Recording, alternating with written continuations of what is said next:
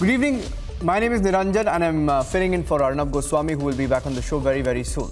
There is a slight improvement in India's COVID situation right now, and there are supplies of oxygen, medication that are being delivered rapidly in comparison with last month. There is a bigger battle to be won, and the question is, what can we do to blunt a possible third wave? That's debate number one. There's a vaccine crunch in India. The vaccination rate has gone down this week in the last few days, and we need to look at that very, very closely. India needs to get vaccinated, but the concerns we need to discuss. Debate number two at 10 p.m. The ground reality on India's COVID battle. Dedicated broadcast on Republic TV as we get you reports from the hinterland, from every corner of India. And the government expert panel at 10:30, live on Republic TV. The entire panel is live, and we ask them all the questions about the second wave and a possible third wave. India seems to be plateauing the COVID curve. The country has recorded less than 3 lakh new cases for 4 consecutive days now.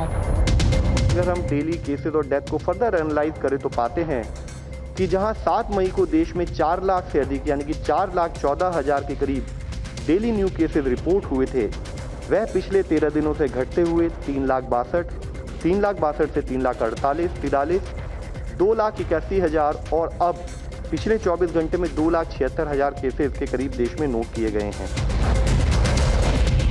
But what is raising concern is India's slow vaccine drive. The last 6 days show a worrying pattern. On May 16th, India administered only 6.8 lakh doses of vaccine, and on May 19th, a little above 11.5 lakh jabs were administered.